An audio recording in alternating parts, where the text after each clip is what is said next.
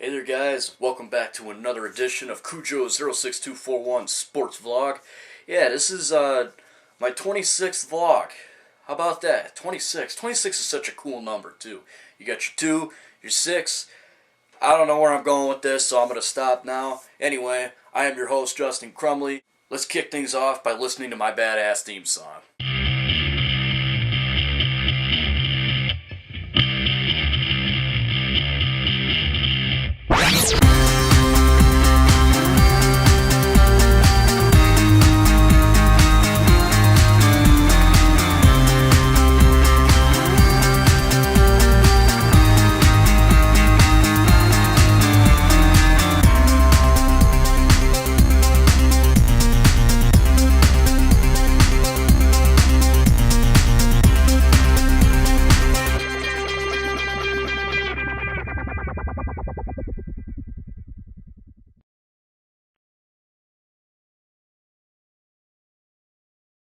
Hey guys, welcome back to the 26th edition of Cujo06241 Sports Vlog. I'm going to try and keep this a little short because I'm currently working on my second short film. It's another documentary about something in my life called 14 Years a Patriot. And it basically documents my 14 years of being a Patriots fan. Yes, I have been a Patriots fan for about 14 years. Awesome. Alright, and because I want to keep this one short, I did not put a question out to everybody this week. It's been a bit of a busy week for me. I've been, planning that short film and all that good stuff. So, anyway, without further ado, let's get started. First up, we have some college football news. Ohio State beat the hell out of Oregon, 42-20, and won the national championship. Now, you guys know I am not a fan of Ohio State at all. I don't like them. In fact, quite the opposite. I really hate them. I'm a Michigan fan, so I'm not going to like Ohio State very much. But I will say this. It was really cool to see them win this because now the rest of the country sees the Big Ten and thinks, you know what? That is a tough conference. That is a conference that people did not give any credit to, and now they have the national champion, the 2015 national champions in their conference. And at least this way, if Michigan beats them next year, which may or may not happen, we could at least say we beat the national champions, so let's hope that works out. Let's move on to the NFL. New England beats Baltimore 35-31 in a controversial win. Now I say controversial because the referees in this game, where were they? This is a really terribly officiated game. Baltimore got away with a lot of bullshit. I saw a lot of holding calls on their O-line that weren't made. There was one moment where Tom Brady got kneed in the face by a defensive lineman, and there was no flag for that. He also got poked in the eye. No flag for that. So yeah, Baltimore got away with a lot of bullshit. And John Harbaugh started bitching about a play in which Shane Vereen was declared ineligible, but he's still on the field running up and down. Now this play was meant to throw Baltimore off and force them to use a timeout. Obviously that didn't happen. So yeah, and New England got a lot of yards out of that. John Harbaugh ran out onto the field and got flagged, and he tried saying that after the game that they ran an illegitimate play. Well, the refs kind of burned him on that because they said, no, it was legit. It was designed to throw you off, and it threw you off. Oh well, tough shit. So yeah, New England won this game. Joe Flacco threw a pick to end it. He had 2 picks this game. Brady had 1, and Brady also had 3 touchdowns.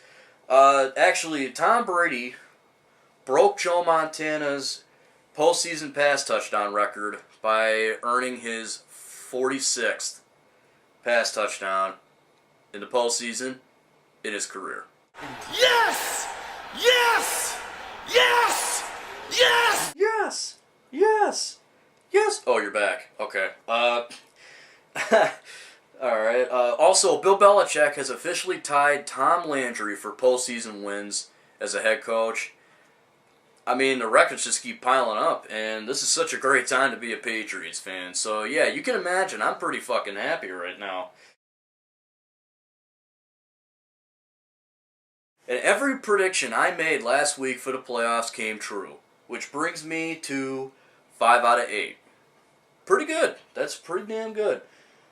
Also, before I get into my playoff predictions this weekend, I want to break the news that everyone probably already knows by now. John Fox and John Elway have agreed to part ways, which means John Elway is no longer the Broncos head coach.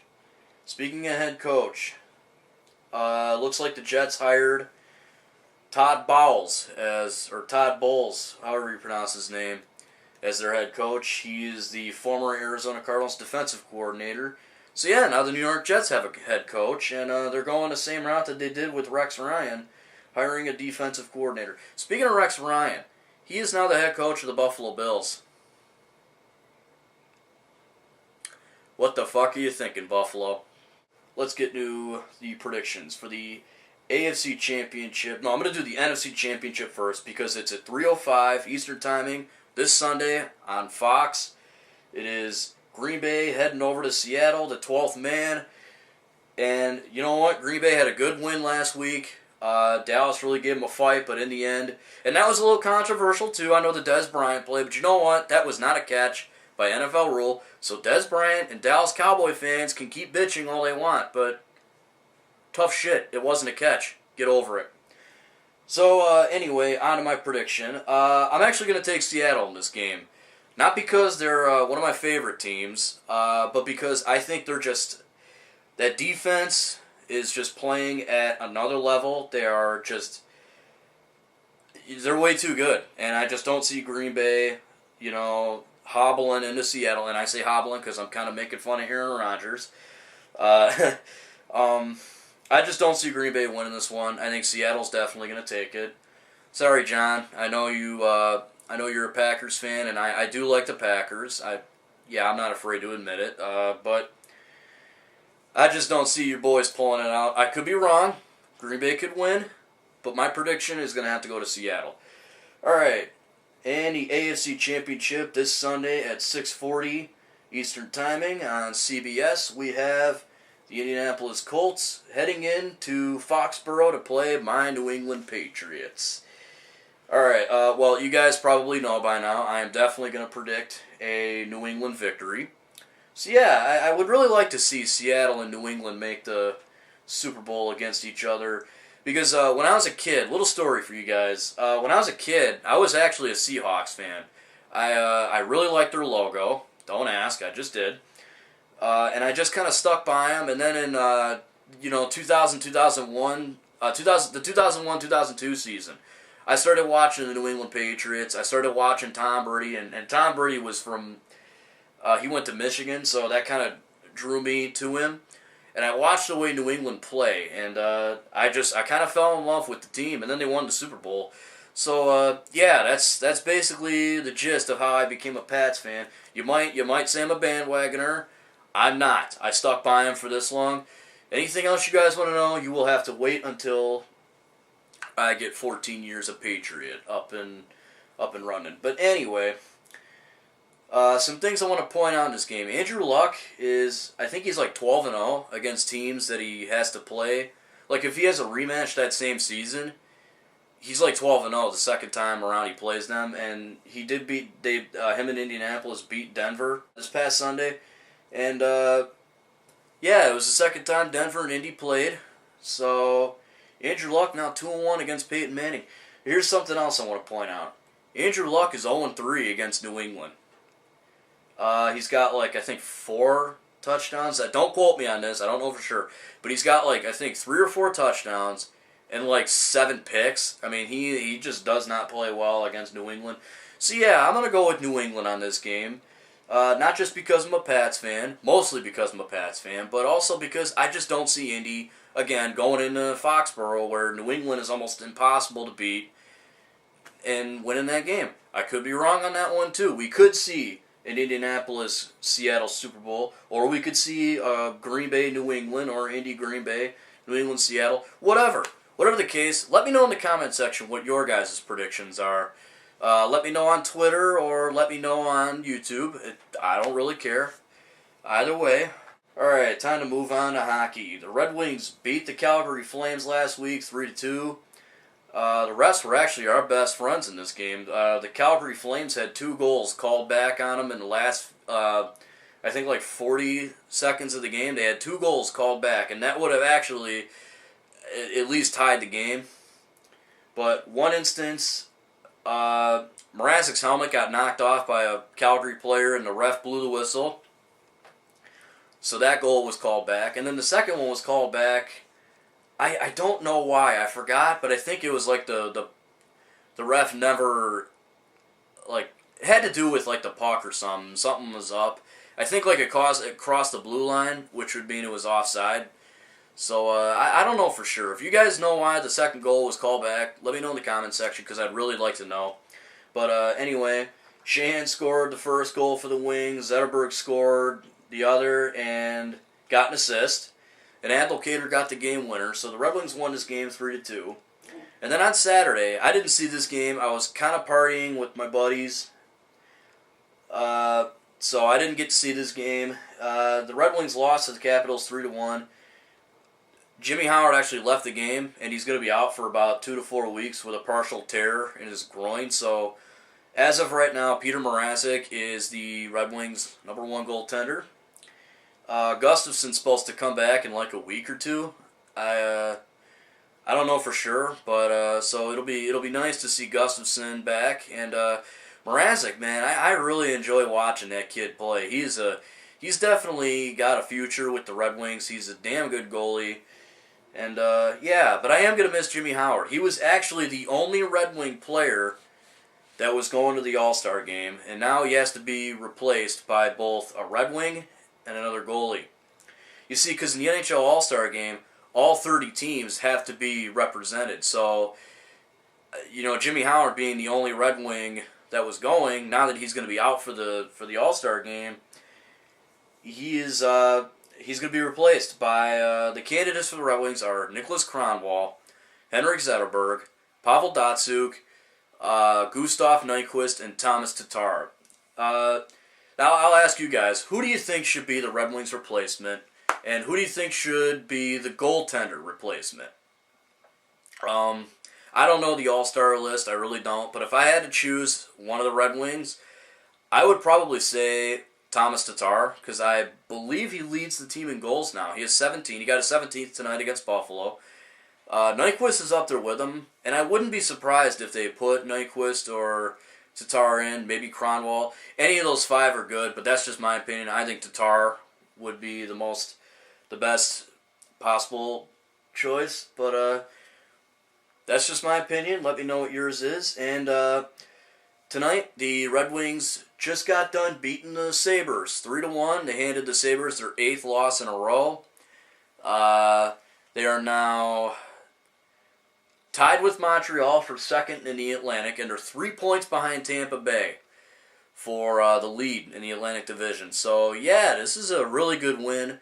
The Red Wings play Thursday night at St. Louis. That'll be a good game. Mrazek is really good against St. Louis, and St. Louis is doing really good. All I got to say about that is watch out for Vladimir Tarasenko because he is tearing it up.